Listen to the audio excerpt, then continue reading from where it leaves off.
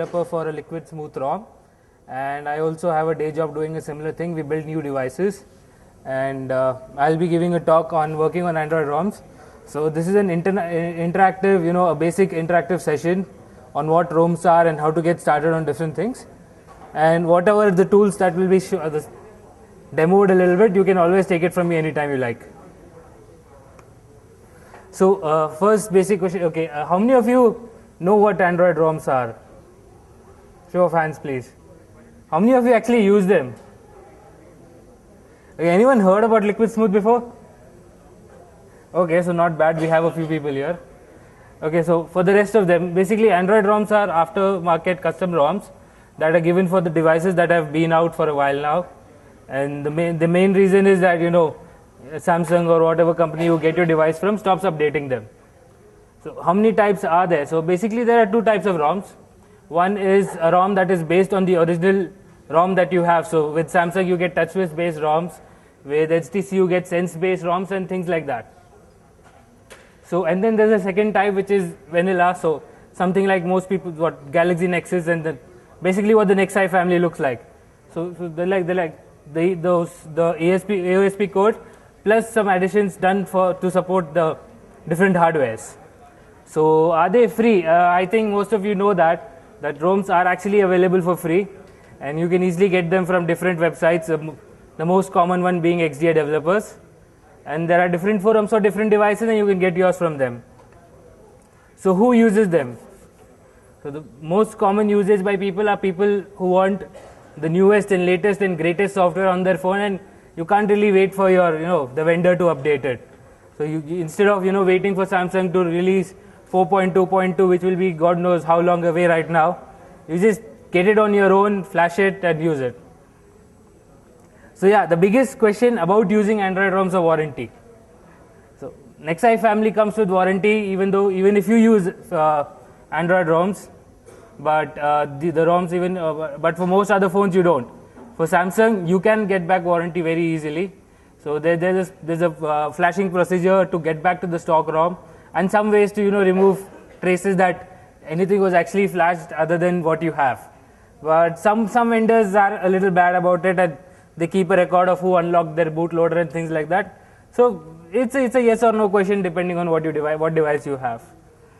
Okay, so the one question most people ask me is like, what's so great about your Android ROM? Like, I have a Galaxy Nexus, I have 4.4, 2.2. I don't care about updates. Why the hell, should I take your ROM or something? So the one thing I tell them most people is performance mods. So I had a friend today actually telling me that his Galaxy Nexus went from 8 hours of usage to 14 hours of usage after he installed my ROM. So I don't know that feels nice to hear anytime. And we have quite a few new features that we add. We add options where you can make your nav bar transparent.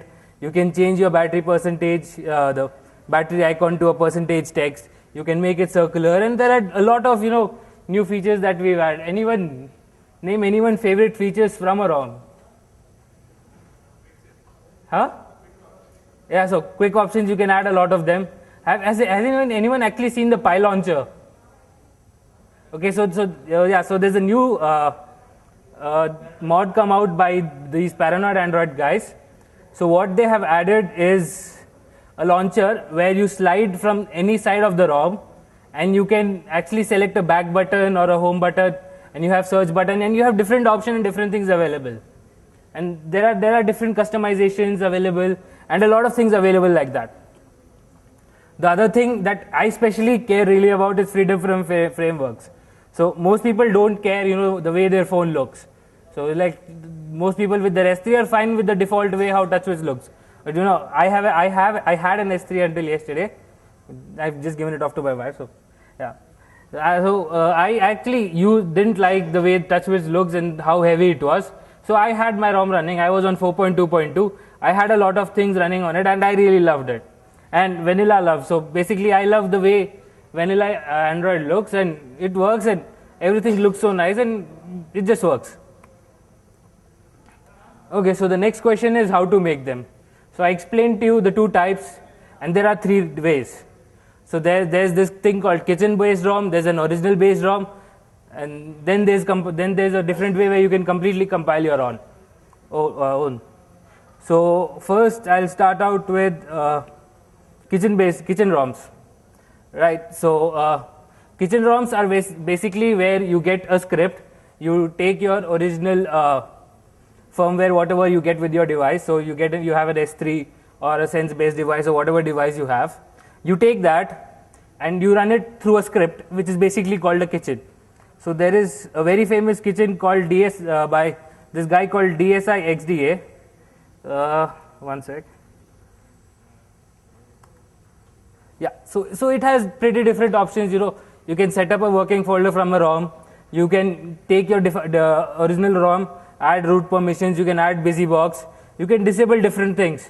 So I have all kind of sounds disabled while I was in college, and I could pretty much keep doing anything and restart and reboot and different things, and people wouldn't know. But on the S3, it has different things, and all that changes. You can actually take the original ROM and change it to your name. It's just, even the fact you don't tell them you add anything, just go around people showing that this is your own ROM and you did this, and people are like amazed about it. So there are different options available depending on what you like to do. I won't actually get deep into all of it, but you can just try it out, and you can take this from me anytime you like. Right, so why kitchen ROMs? So not a lot of people want to spend so much time customizing. So some people really like the fact that they can see the battery percentage up. I know a lot of people who are OCD about it, that at every single time they need to know the battery percentage. I haven't seen a single device that comes from a vendor that actually shows you the battery percentage. All it shows you a little icon and just random questions. Huh?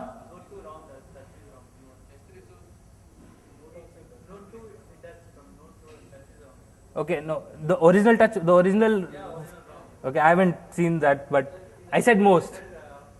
Yeah, so I said most devices don't come with that, so that's almost as good as almost all, right? So, and to do things like that, all you have to run the script, and you have a lot of things available that you can do, and really, it is very, very easy. The main reason people don't do it is just because they're too scared, and like, what if something goes wrong with my phone, or something goes, bad happens and things like that. But you don't really need to worry. There are other people who've done much more stupid stuff, and there are fixes by it on people all over XDA. So if you have an error, just Google it. There's a very good chance that there is a fix for it already. So again, original based ROMs are similar to the kitchen ROMs, and so there is another kind of kitchen. Okay, sorry, I mixed it up a bit. So there's this thing called SWAT kitchen. So you use this, and this will help you set up a complete directory to compile everything on your own. So you use a specific, let's say you want CyanogenMod 10. So you first install the repo command, and then you initialize whatever repo you like. So you want to build CyanogenMod 10, but you don't like a specific thing about it. You want to change it, or you just want to change the name from CyanogenMod to your own and call it your own, or whatever you like to do. You can actually do that very easily. So there are quite a few teams, ROMs available, and different options available for you guys to try it out. Okay, so on original base ROM, there are when you have to decompile. So you can decompile. You only need to decompile basically when you want to go into really deep and add really advanced features. But most of the times, if you just want to change the icons or the way it looks, a few simple things, it's basically opening the APK in WinZip and doing a drag and drop, and you have most of your files changed that easily. So can I keep warranty? There's a higher chance of keeping a warranty in original base ROM, because you're not actually modifying everything in that. You're only modifying few files that is non-original, but that keeps your warranty because you haven't actually unlocked your bootloader. All you have done is rooted it and done a few things with that. All right, so the last one is compiling your own. So this is what we do, and we have the source code available. So all the source is available on GitHub.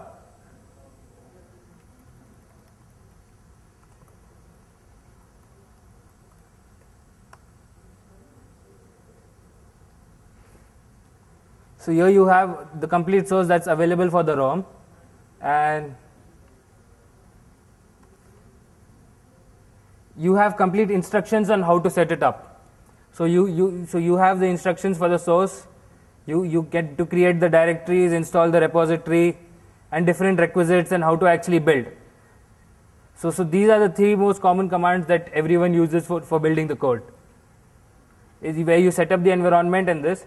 So before you actually start off with this, you need to do another thing.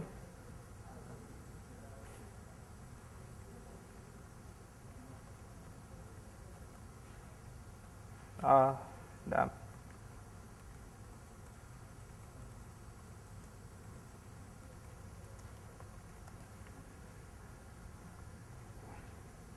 Yeah, so here it explains how to set up a Linux build environment. So this is given by Android. The instructions are same for AOSP, CyanogenMod 10, or whatever ROM you want to compile. It's pretty much the same, and you can use it and get it working very nicely. And it's only for Ubuntu, but you have different instructions available from different people for different operating systems that you actually use. So once you have this, you can go back to the Liquid Smooth page, and you have the complete guide on how to set up everything, and you start building that way. I'm styled in just a random talk.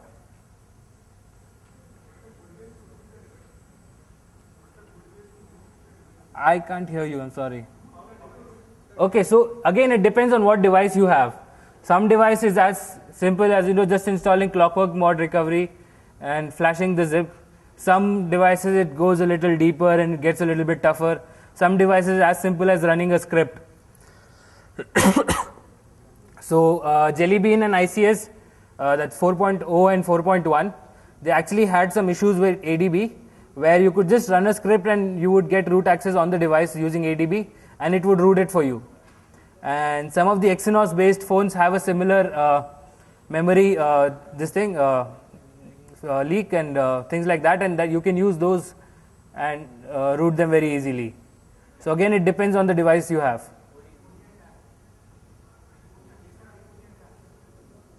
I'm not sure about that device, I've not heard about it.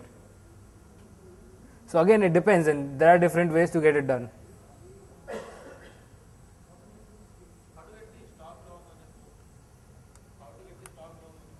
What phone? Okay, so on S3 you have something called Odin that you use. You can use Odin to flash it, and you can use this app called Triangle Away that removes the number of flash counters you have. So you flash back to the stock, you root it, you run Triangle Away, and then unroot your device, and it's as good as factory reset it. So like, is there any repo from where you get the ROM? Yeah, so there is everything available.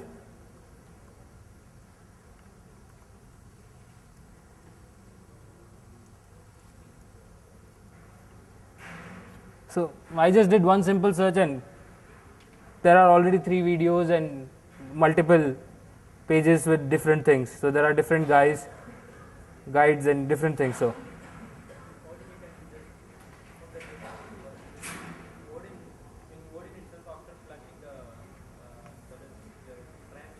yeah. Yeah. Yeah. Yeah. Yeah. So that's how you do it. So there are guides and there are everything available. So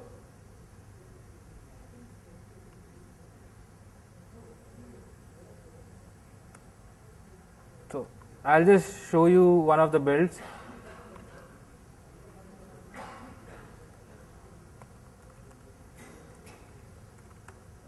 So here you initialize the environment, you run the launch command.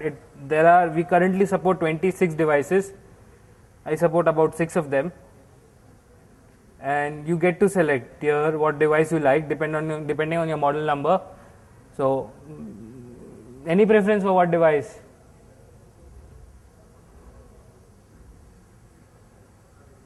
Alright, so let's try building for a Nexus 4. So you select the device, it sets some variables, and all you have to do is this. and it starts building the device for the device, and there are different things that happen. Huh?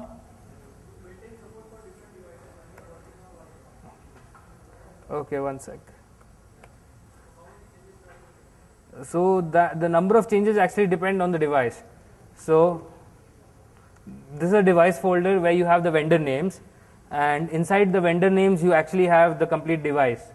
So let's say for Samsung, right? So inside Samsung you have different devices. So inside Samsung, let's go to the one for S3. All right. So there are different files that define different configs for these files, and so you have a couple of make files where different things are defined.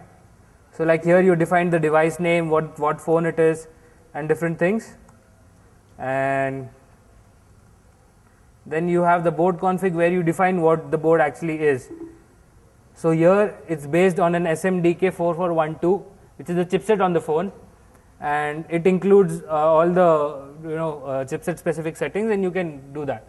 So all you need to do is basically add this device tree, and whatever hardware drivers are required, you'll have to add them. So like some of the stuff is not open source. So you have a vendor folder, and inside Samsung again you have this that's for the S3.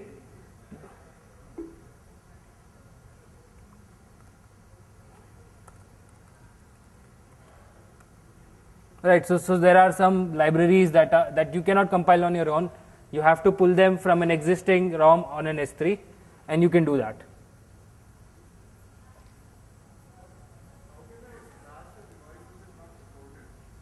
So you'll have to build a device tree for it first, and get it, and you'll have to put in some device specific options in there, and then you build for it and you add support for it.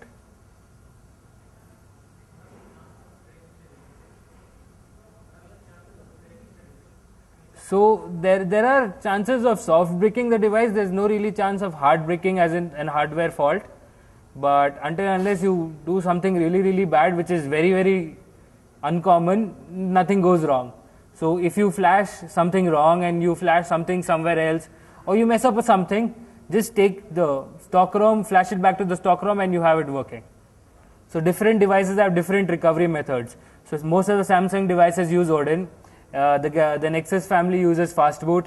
The HTC, most of the HTC phones have something called edge boot on top of fastboot, and different options like that are available.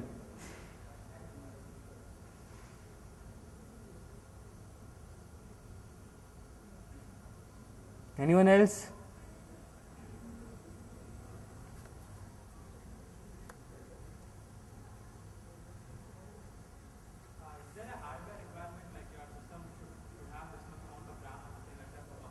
Okay, so for compilation, a minimum of 3 GB RAM is recommended, but you can compile on 2 GB and 1 GB. It's just that it takes a longer time.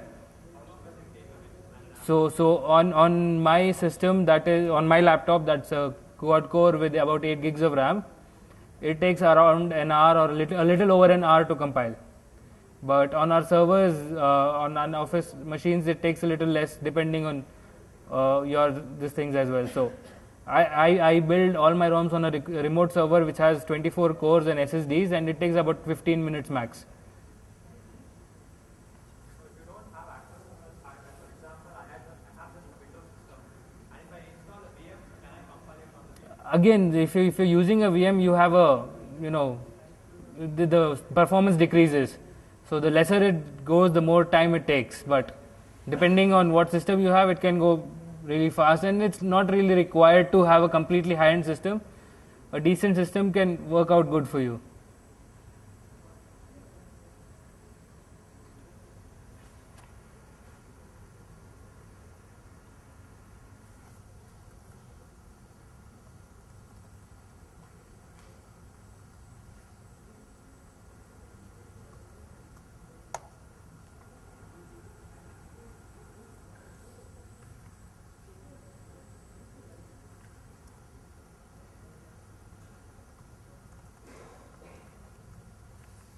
Anyone else, or I'm done?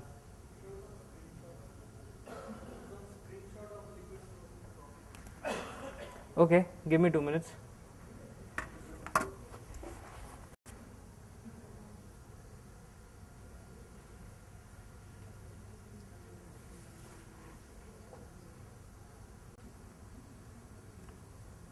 Okay, so this is the current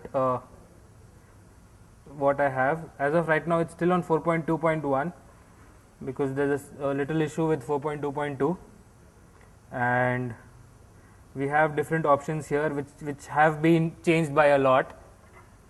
And so I have a custom DPI setting done where everything looks a lot smaller than it actually is.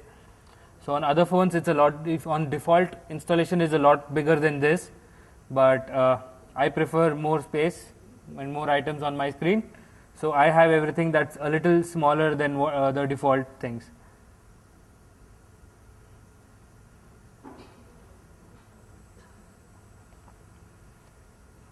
So this is another thing that we've added different options here in quick settings, and we've added a lot of stuff like that.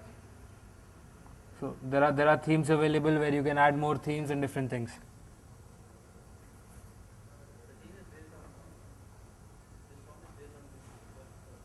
Yeah, it's slightly CM based.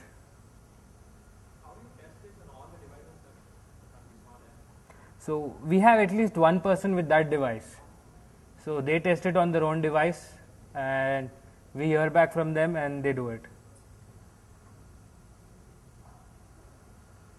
So I have about 6 devices, actually 7, and one of them is, I'm still working on adding support for the latest one, but the remaining 6 are completely working very nicely.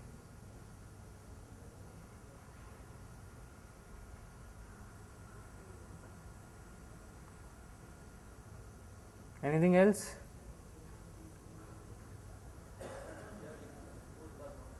Huh? Yeah, we do. So we support every. Huh? I'm not so sure about that. Yeah, there might have been a little issue because I don't know about the Note 2 ROMs. I don't work on the Note 2 ones, but most of them we support all the variants of the Note 2. So every single variant that is out there is supported by us.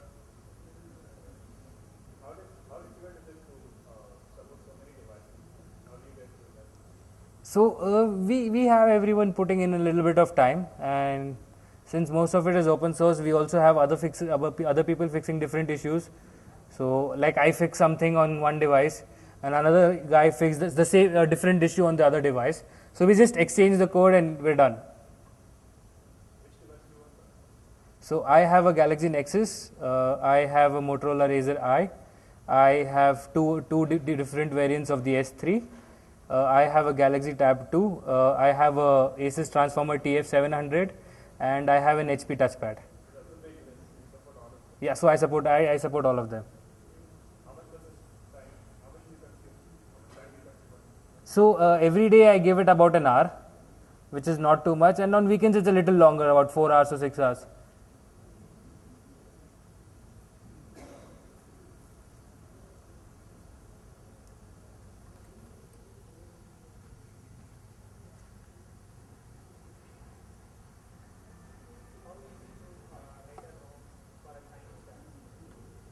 So Chinese tab, see there are different methods. So there's one method where you can take your existing ROM and pull in the libraries from them and put it into a CyanogenMod based ROM or something, and replace the like you take the Galaxy Nexus ROM for CyanogenMod, replace the Galaxy Nexus specific files with the specific files for your device, and you should get some basic functionality, but you might have to compile some stuff and add some stuff to get the rest of it working.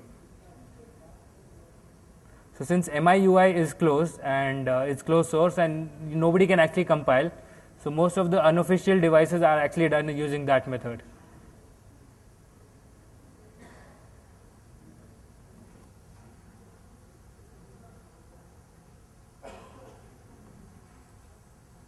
So this is still building.